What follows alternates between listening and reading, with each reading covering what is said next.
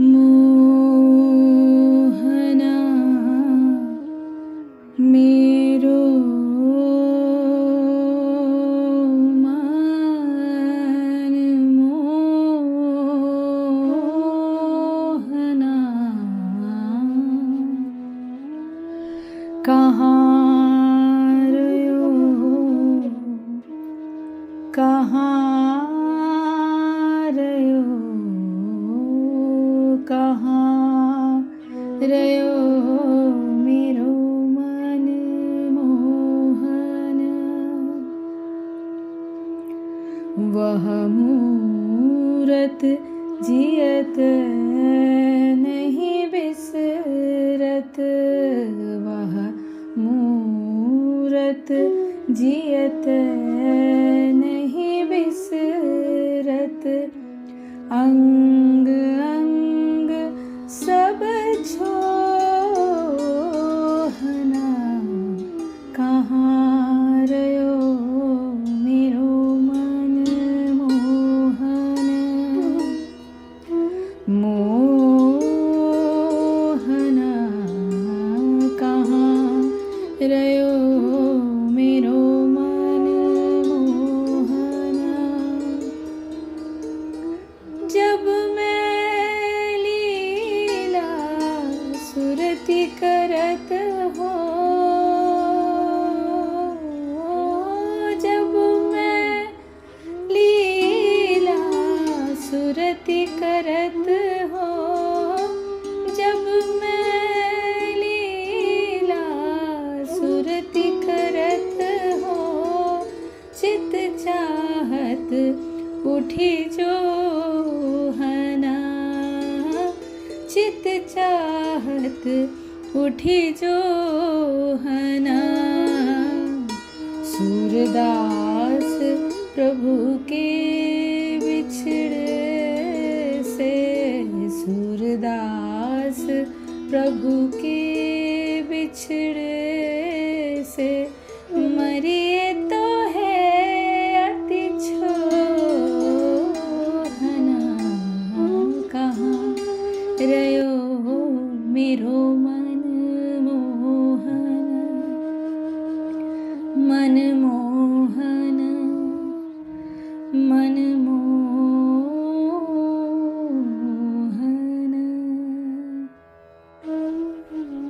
ओम श्री परमात्मने नमः भोक्तारं यज्ञ तपसाम सर्वलोक महाईश्वरं सुहृदं सर्वभूतानां ज्ञात्वा माम शांतिं रिच्यति भोक्तारम यानी भोगने वाला भोक्ता यज्ञ यानी यज्ञ तपसाम तपस्या का सर्वलोक संपूर्ण लोकों तथा उनके देवताओं का महाईश्वरम यानी परमेश्वर सुहृदम उपकारी सर्व समस्त भूतानाम जीवों का ज्ञात्वा इस प्रकार जानकर माम मुझ यानी कृष्ण को शांतिम भौतिक यातना से मुक्ति रिच्यति प्राप्त करता है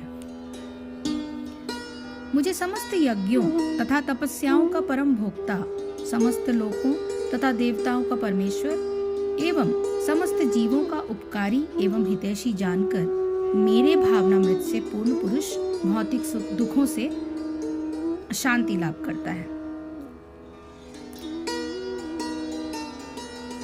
तात्पर्य यह है कि माया के वशीभूत सारे बद्ध जीव इस संसार में शांति प्राप्त करने के लिए उत्सुक रहते हैं, किंतु भगवत गीता के इस अंश में वर्णित शांति के सूत्र को वे नहीं जानते।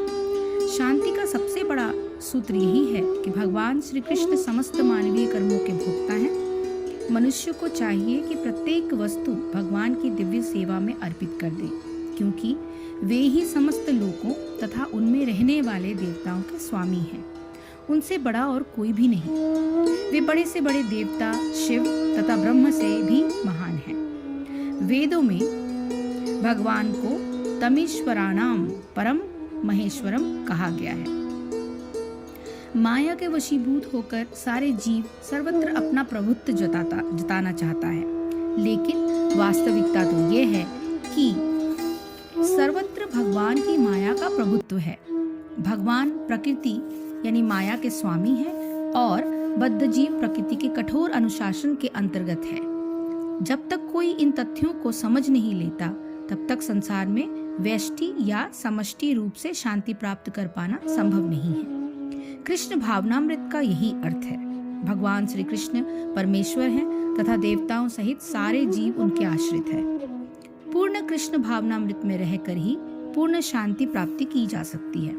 यह 5वां अध्याय कृष्ण भावनामृत की, जिसे सामान्यतया कर्मयोग कहते हैं, व्यवहारिक व्याख्या है। यहाँ पर इस प्रश्न का उत्तर दिया गया है कि कर्मयोग से मुक्ति किस तरह प्राप्त होती है। कृष्ण भावनामृत में कार्य करने का अर्थ है परमेश्वर के रूप में भगवान के पूर्ण ज्ञान के साथ कर्म करना। ऐसा कर्म दिव्य ज्ञान से भिन्न नहीं होता। प्रत्यक्ष कृष्ण भावनामृत भक्ति योग है और ज्ञान योग वह पथ है जिससे भक्ति योग प्राप्त किया जा सकता है। कृष्ण भावनामृत का अर्थ है परमेश्वर के साथ अपने संबंध का पूर्ण ज्ञान प्राप्त करके कर्म करना, और इस चेतना की पूर्णता का अर्थ है कृष्ण या भगवान श्री कृष्ण का पूर्ण ज्ञान। शुद्ध जीव भगवान के अंश रूप में ईश्वर का शाश्वत दास है।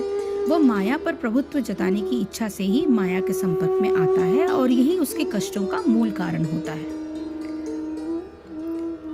और वो माया के प्रभुत्व को जताते समय वो इस माया के संपर्क को अपने साथ जोड़ लेता है, तब सारे कष्टों का मूल प्रभाव उस पर पड़ता है। जब तक वो पदार्थ के संपर्क में रहता है उसे भौतिक आवश्यकताओं के लिए कर्म करना पड़ता है, किंतु कृष्ण भावनामृत उसे पदार्थ की परिधि में स्थित होते हुए भी आध्यात्मिक जीवन में ले आता है, क्योंकि भौतिक जगत में भगवान भक्ति का अभ्यास करने पर जीव का दिव्य स्वरूप पुनः प्रकट होता है।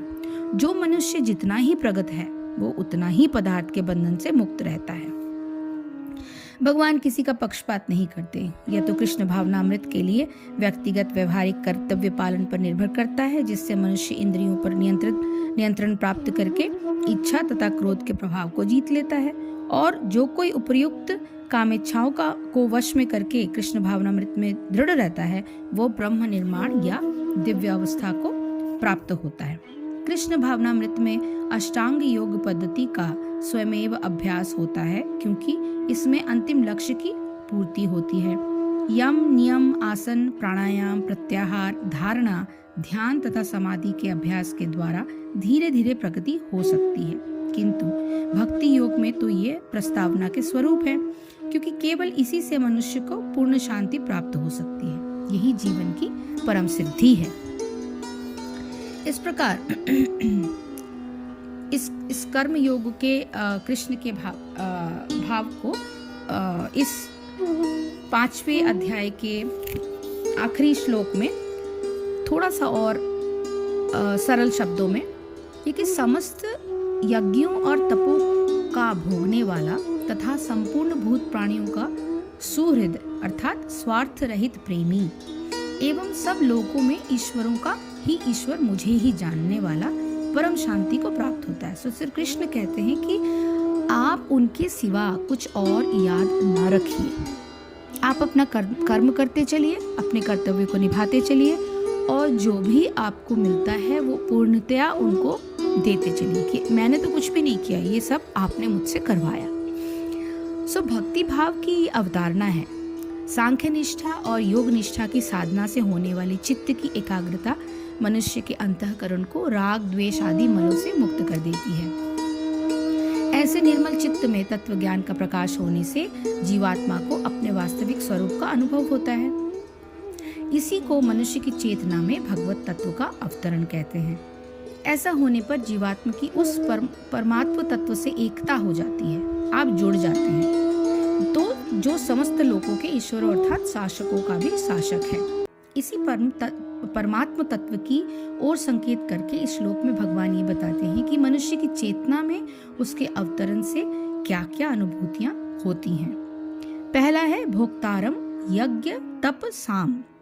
भगवान ही सारे यज्ञों और तपों के भोक्ता हैं।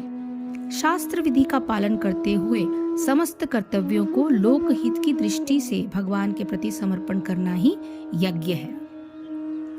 कर्तव्य प्रेरित कर्म का जो परिणाम होता है उसका उपयोग लोकहित में करना अथवा आगे आने वाले शास्त्र विहित कर्तव्यों में उसका उपयोग करना ही भगवान के प्रति समर्पण होता है। उस परिणाम से सुख दुख लेना, उसके फल का भोग करना है, जो कर्म योग के विरुद्ध आचरण है। परिणाम का उपयोग होना ही भोग है, किंतु उससे सुख दुख की प्राप्ति नहीं होती। इस रूप में भगवान अपने को सारे यज्ञों का भोक्ता उसी प्रकार बताते हैं जिस प्रकार सागर के जल की परिणति सूर्य के ताप से मेघों के रूप में होकर वायु द्वारा उसका ग्रहण हो जाता है। फिर वायु उसे उड़ाकर ऐसे स्थल की ओर ले जाती है जहाँ पे वर्षा के रूप में अन्न और जीवों के पालन पोषण का आधार बन जाते हैं। वायु का उन्हें ग्रहण करना भी वायु द्वारा उनका भोग है, किंतु वायु को इस भोग से कोई सुख अथवा दुख नहीं होता, अपितु उनका जन कल्याण में उपयोग हो जाता है।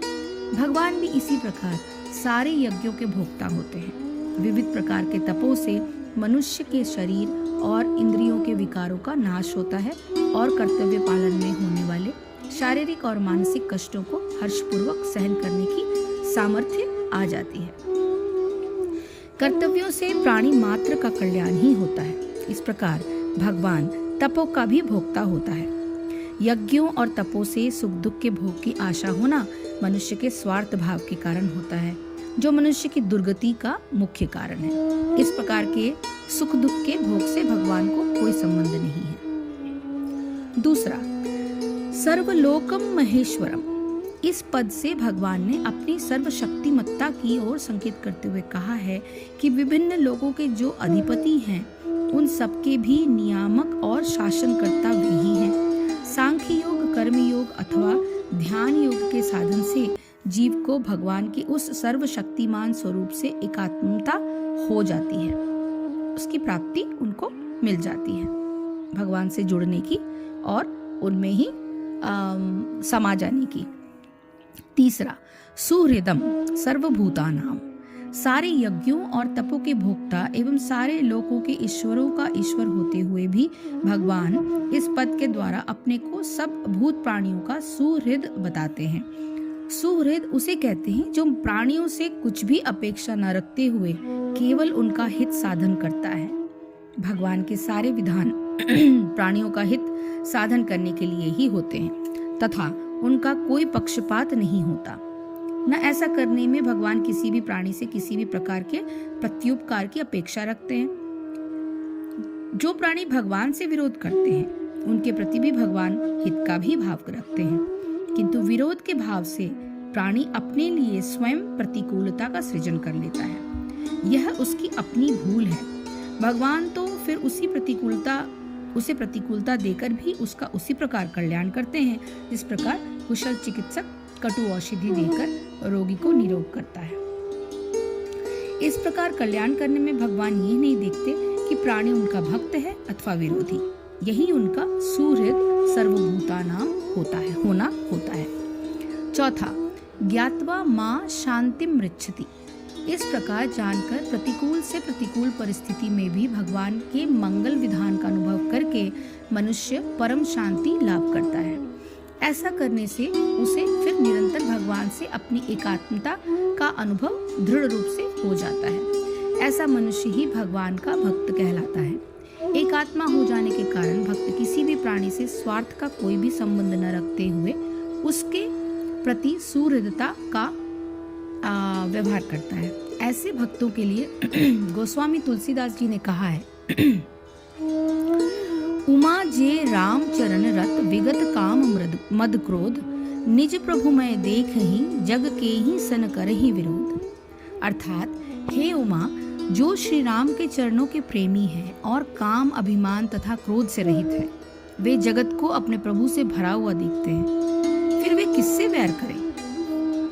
और दूसरा, हेतु रहित जग जुग उपकारी, तुम्हार सेवक असुरारी। अर्थात हे असुरों के शत्रु, जगत में बिना हेतु के यानी निस्वार्थ उपकार करने वाले तो दो ही हैं, एक आप, दूसरे आपके सेवक। ये दोहे मानस उत्तराखंड से लिए गए हैं। इस भक्ति भाव के कारण भगवान भक्त के किसी भी दोष की ओर दृष्टि नहीं रखते, अपितु उसका साधन हित करते हुए उससे सुहृद का ही व्यवहार करते हैं, जिससे उसके सारे दोष मिट जाते हैं। इस आधार पर भक्त को अनंत आनंद की प्राप्ति होती है। ओम तत्सदिति श्रीमद् भगवद गीतासु उपनिषत्सु ब्रह्म विद्यायां योग शास्त्रे श्री कृष्ण अर्जुन संवादे कर्म संन्यासी योगो नाम पंचमोऽध्यायः। हरि ओम तत्सत, हरि ओम तत्सत, हरि ओम तत्सत। इस प्रकार ओम तत्सत भगवान के इन नामों के साथ ब्रह्म विद्या और योग शास्त्र के प्रतिपादक श्रीमद् भगवद गीता उपनिषद में श्री भगवान श्री कृष्ण अर्जुन संवाद के रूप में कर्म संन्यास योग नामक 5वां अध्याय पूर्ण होता है। जय श्री कृष्ण, जय गुरुदेव।